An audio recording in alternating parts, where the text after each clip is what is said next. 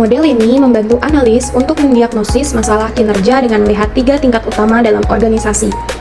Tingkat pertama adalah organisasi, menjelaskan bagaimana seluruh perusahaan atau institusi bekerja sebagai satu kesatuan besar.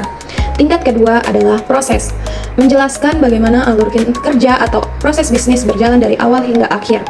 Tingkat ketiga adalah job atau performer, menjelaskan bagaimana individu melakukan tugas sehari-hari mereka. Di setiap tingkat ini ada 3 kategori variabel yang harus diperiksa. Variabel pertama adalah goals atau tujuan. Apakah tujuan jelas dan selaras? Variabel kedua adalah design. Apakah struktur atau proses dirancang dengan baik? Dan variabel ketiga adalah manajemen.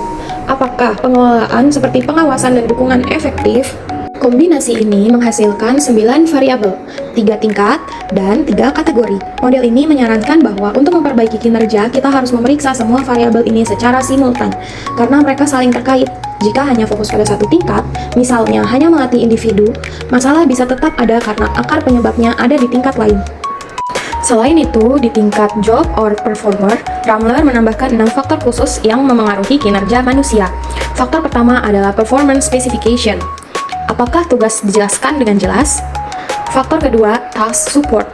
Apakah ada alat atau sumber daya yang cukup? Faktor ketiga, consequences. Apakah ada reward atau punishment yang tepat? Faktor keempat, feedback. Apakah ada umpan balik rutin tentang kinerja? Faktor kelima, skills atau knowledge. Apakah orang memiliki keterampilan dan pengetahuan yang dibutuhkan? Faktor keenam, individual capacity. Apakah kapasitas pribadi seperti kesehatan atau motivasi mendukung? Pada diagram ini, ada alur linier seperti panah yang menggambarkan proses kinerja individu. Di sini terdapat input, yang berarti masukan seperti instruksi atau bahan, kemudian performer, yaitu pelaku atau orang yang bekerja, lalu output, hasil kerja, lalu konsekuensi seperti reward, dan yang terakhir adalah feedback atau umpan balik yang kembali ke pelaku. Diagram ini seperti siklus. Jika input baik, maka pelaku bisa menghasilkan output yang bagus, yang menghasilkan konsekuensi positif, dan umpan balik membantu memperbaiki siklus berikutnya. Jika salah satu panah putus, misalnya tidak ada feedback, kinerja akan terganggu. Panah feedback yang ada pada diagram ini berbentuk lingkaran, menunjukkan bahwa proses ini berulang dan saling memengaruhi.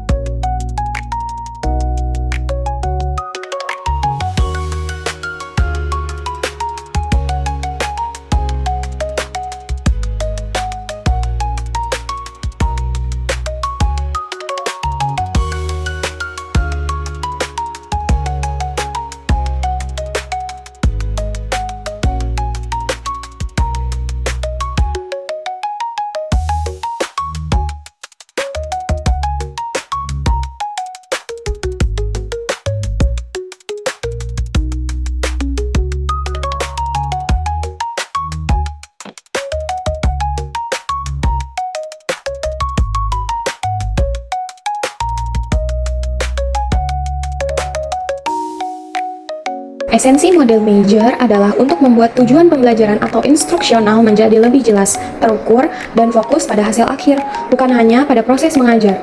Major percaya bahwa desainer instruksional atau pelatih seringkali terlalu fokus pada apa yang diajarkan, padahal yang lebih penting adalah apa yang bisa dilakukan peserta setelah instruksi selesai.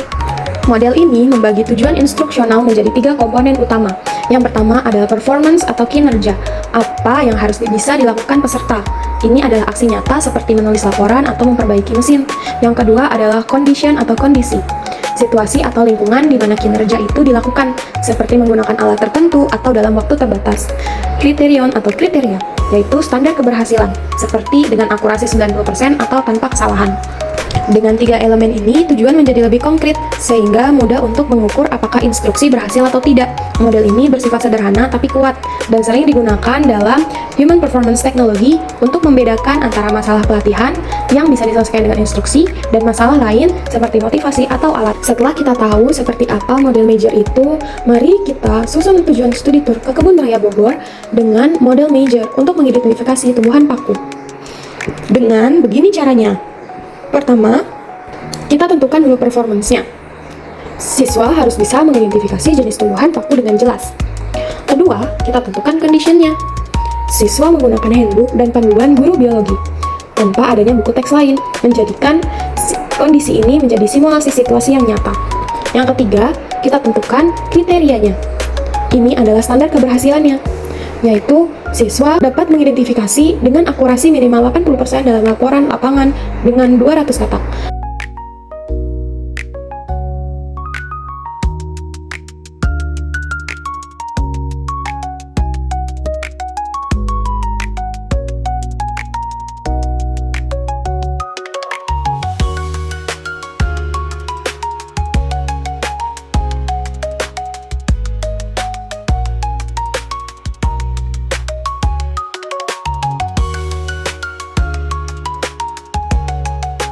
Setelah kita lihat penerapan dari model Romer dan Major pada permasalahan teknologi kinerja manusia, sekarang mari kita lihat perbedaan dari kedua model tersebut dari beberapa aspek.